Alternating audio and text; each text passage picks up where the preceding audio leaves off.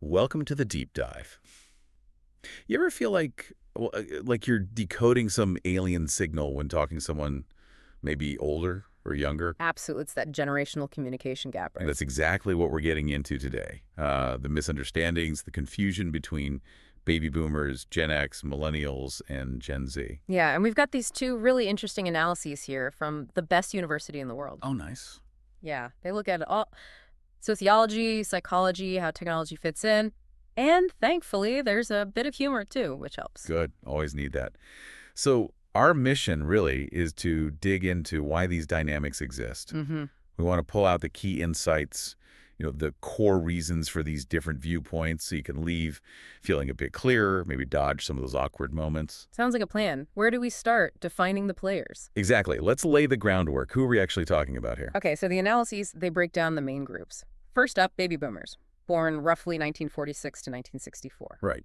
Post-war era. Exactly. Think post-war optimism, the moon landing was huge, rotary phones, that kind of thing. And a big value you often hear about is, well, hard work, loyalty to the company. Then comes Gen X, born about 1965 to 1980. That's the window. And their experience was quite different. Mass layoffs were happening, personal computers started appearing. MTV. Can't forget MTV. Definitely not. And they often get tagged as maybe more skeptical, a bit sarcastic, perhaps. Yeah, I've heard that. The sources position them as a sort of bridge generation, almost. Does that ring true? I think it does. Yeah, they kind of saw the before and after, technologically speaking. Then you get the millennials, born 81 to 96, roughly. Their formative years. It's Quite different again. Dot-com bust, the Great Recession. huge student debt loads for many. And, of course, the rise of social media. Right. And values seem to shift more towards what? Work-life balance, mental health. That comes up a lot in the analyses, yeah. Yeah. Prioritizing well-being. And bringing it up to date. Gen Z. So born 1997 to about 2012. The true digital natives. They literally haven't known a world without smartphones. TikTok natives, maybe?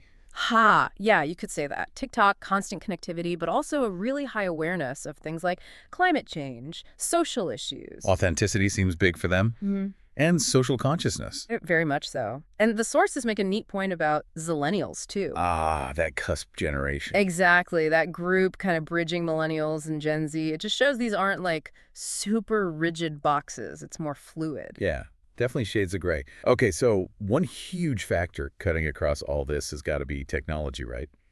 How do the sources describe that impact? Oh, it's fundamental. Absolutely pivotal. For boomers, communication was largely letters, face to face, very direct. Then Gen X. That's when email starts taking hold. The early internet, dial-up sounds. Oh, I remember those. Then millennials really embraced social media, Facebook pokes and all that. That whole era, yeah, building online communities in a new way. And Gen Z, Mm. it's instant messaging, short-form video like TikTok. It's just constant, rapid communication. So this is where it gets tricky, isn't it? How these different tech habits affect how we actually talk or type to each other.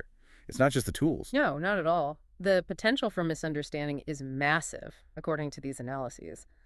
Think about a boomer typing LOL in all caps. Right. They probably just mean laughing out loud, maybe enthusiastically. Exactly. But a Gen Zer might read that as shouting or like sarcastic almost, insincere. And flipping that, Gen Z might prefer a quick text because it's efficient. Yeah, gets the info across fast. But to an older generation, that could feel a bit abrupt, maybe even dismissive, because they value that voice call, that more personal connection. Precisely. It's these unspoken rules and expectations shaped by the tech we grew up with.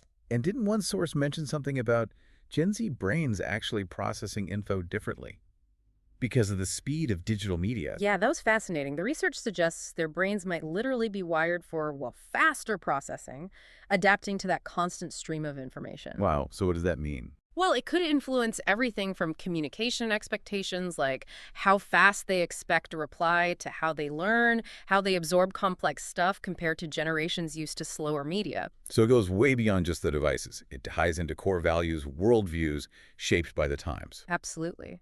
Boomers, growing up post-war, often value stability, hierarchy, maybe a sense of gratitude for having a steady job. While Gen X, they saw parents get laid off, right? So maybe more independent, more questioning. Cynical, some might say. That independence and maybe a healthy dose of skepticism, yeah.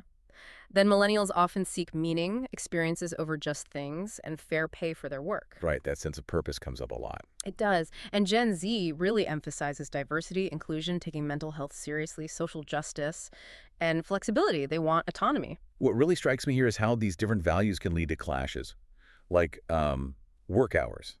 A boomer manager might see setting firm boundaries, leaving at 5 p.m. sharp as, I don't know, lazy or lacking commitment. Whereas the millennial or Gen Z employee sees it as vital self-care, protecting their mental health. Necessary. Or, like you said, Gen X skepticism might just seem like negativity to a more idealistic millennial. Exactly. And these wires get crossed even in tiny ways, like punctuation in texts. The sources mention ellipses, those three dots. Ah, yeah, the okay example. A boomer might just mean okay thinking Mm. or trailing off naturally. But a Gen Zer, they might read that as passive-aggressive, like, okay, if you insist, there's an implied tone. It's like a secret code we don't all share. And emojis, same thing, a simple smiley face. Totally innocent from a millennial, maybe. Probably. Yeah. But send that same emoji in a work email. A Gen Xer might find it a bit unprofessional, maybe even sarcastic, depending on who sent it. Digital language is just evolving so fast. Faster than spoken language, maybe? It makes you think about the bigger picture, the context, and the economy is a huge piece of that, isn't it? Oh, absolutely massive. The sources really hammer this home. Think about boomers buying houses, relatively speaking. Much more achievable early in their careers, right? Yeah. Compared to now. Definitely. Contrast that with millennials and Gen Z facing, huge student loans, sky-high rent, often sharing apartments well into their careers. It's a different world. There was that stat, wasn't there, about wealth share. Millennials holding way less wealth now than boomers did at the same age. Yeah, the disparity is significant, and that kind of economic reality, it fundamentally shapes how you see the world, what you expect, what feels possible. Which naturally flows right into the workplace. Different expectations there, too. For sure. Boomers often championed the 9-to-5 structure, loyalty to one company for years. Then Gen X started pushing back a bit, more focus on work-life balance. Having seen maybe the downsides of the old model, yeah, wanting a life outside the office. And millennials seeking purpose, wanting their job to mean something, not just clocking in and out. Aligning work with values, yeah. And now Gen Z comes in wanting flexibility where they work, when they work, plus meaning. And they're even talking seriously about things like a 4-day week. That Gallup data was interesting, too. Younger millennials and Gen Z, less engaged unless they get transparency, flexibility, chances to grow. They're more likely to walk if those things aren't there, yeah. They have different expectations of what an employer owes them. And again, the interpretations clash. What one person sees as entitlement. The younger employee sees as just emotional intelligence, setting boundaries, advocating for needs. It's all perspective. We can't forget humor either. That was a fun part of the analysis. Yes. What makes us laugh? Definitely generationally influenced. So boomers, Yeah. puns, Dad jokes. often leads that way, yeah. Yeah. Gen X, known for that sharp sarcasm, that dry wit. Millennial humor, often self-deprecating, making fun of their own struggle. Yeah, that resonates. And Gen Z, it can get really absurdist, right? Very meme-heavy, lots of inside jokes, internet culture stuff. Very layered, It's quite a mix across the a board. real spectrum of funny. Okay, so pulling it all together, it seems like these gaps, these misunderstandings, they stem from this whole cocktail of things. Yeah. The tech we use growing up, the values shaped by our times, how we communicate because of that tech. The economic climate we navigated, what we expect from work, even our sense of humor. Exactly. And the key thing the sources emphasize is none of this is arbitrary. It comes from real, lived, formative experiences. It's not that one generation is right and the others are wrong. That's so important to remember. It's about different starting points, different contexts. Right. And there is hope for bridging the gaps. It takes empathy, basically, trying to see where the other person is coming from. And the sources mention those little cultural crossovers, right? Boomers getting on TikTok. Yeah, and Gen Z discovering vinyl records or something. Yeah. There's curiosity there, a willingness to connect. It suggests we can learn from each other. Definitely. So maybe a final thought for everyone listening. Just consider how your own background, the area you grew up in, shapes how you interact with people from other generations. What assumptions might you be carrying, maybe without even realizing it? Something to chew on.